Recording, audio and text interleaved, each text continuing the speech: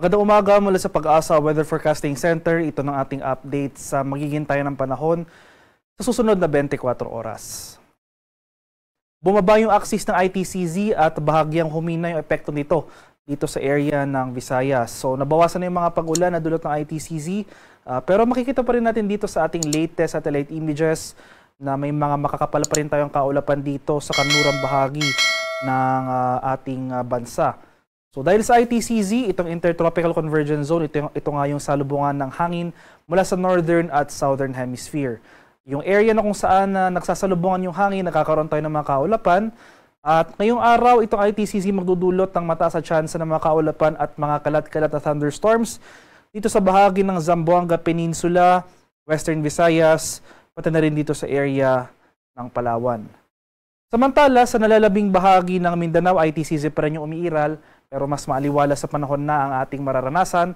Sasamahan lamang yan ng mga pulupulong pag-ulan na may pagkulog at pagkidlat na dulot ng thunderstorms, especially sa hapon hanggang sa gabi. At dahil naman sa isang frontal system, ito yung boundary ng mainit at malamig na hangin. Dito sa extreme northern Luzon, makakaranas tayo ngayong araw ng mataas na tsansa rin ng mga kaulapan at pag-ulan. Sa Metro Manila at nalalabing bahagi ng ating bansa, so sa rest of Luzon at sa rest of Visayas, ay mainit at malinsangang panahon muli ang ating mararanasan ngayong araw.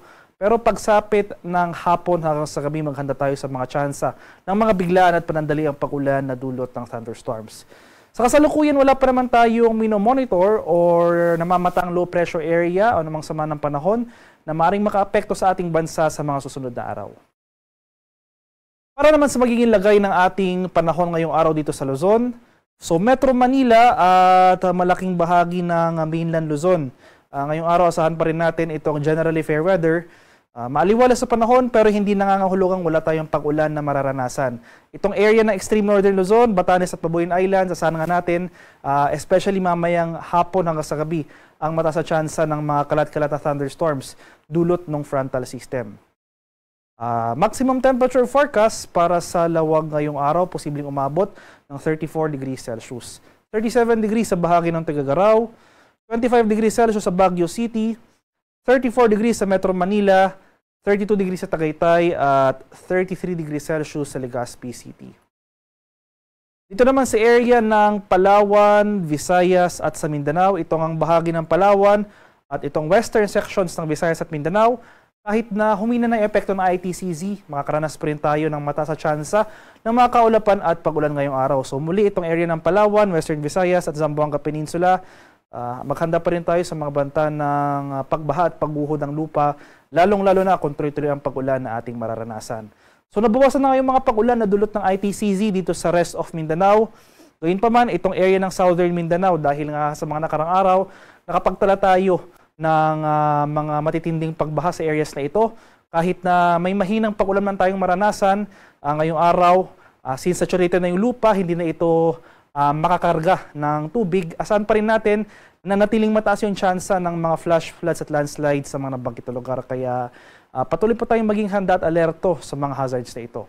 For rest of Visayas, ay easterlies na yung magiging prevailing weather conditions natin. So asahan na rin natin yung bahagyang pagtaas ng ating mga temperatura sa areas na ito. Asahan na rin natin yung mga tsansa ng brief afternoon rain showers or thunderstorms. Maximum temperature forecast para sa Kalayaan Islands ngayong araw, posibleng umabot ng 30 degrees Celsius. 31 degrees naman sa Puerto Princesa, 30 degrees sa Iloilo, 32 degrees sa Tacloban at sa Cebu. Maximum temperature forecast para sa Cagayan de Oro ngayong araw, posibleng umabot ng 31 degrees Celsius.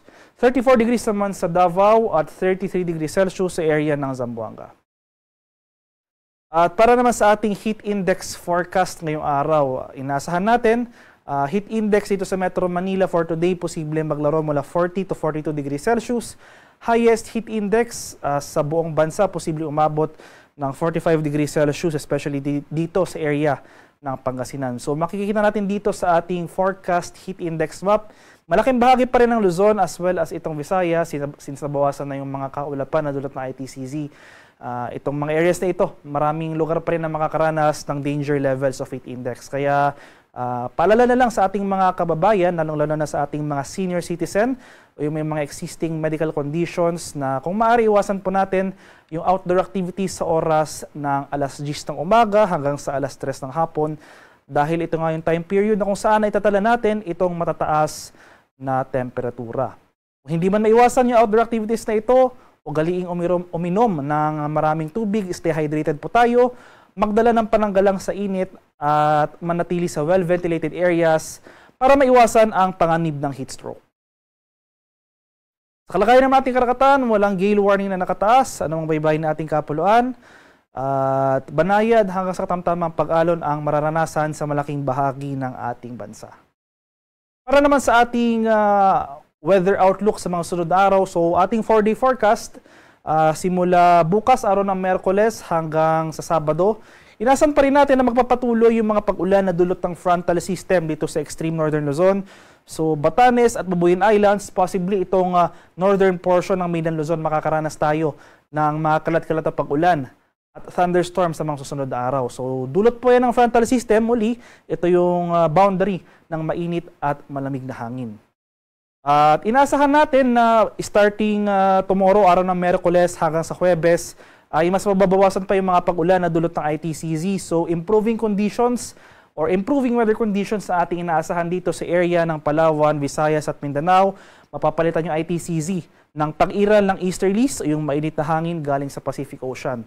So improving conditions over the next for the next 2 days over most parts of the country. Pero ngayon pa man, dahil sa easterlies, madalas pa rin or mataas pa rin yung tsansa ng mga afternoon rain showers or thunderstorms.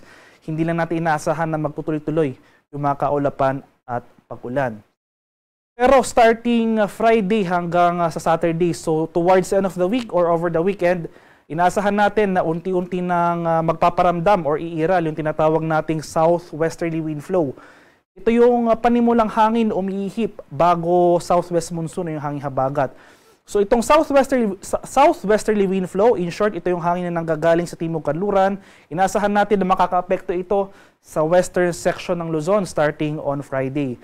So sa nabanggit na lugar, itong western area or western section ng Luzon, towards the end of the week or over the weekend, asahan natin na mas tataas yung mga tsansa ng mga kalat-kalat na pag-ulan at thunderstorm. So mataas sa tsansa ng kaulapan, mataas sa tsansa rin ng pag-ulan na ating inaasahan over the weekend.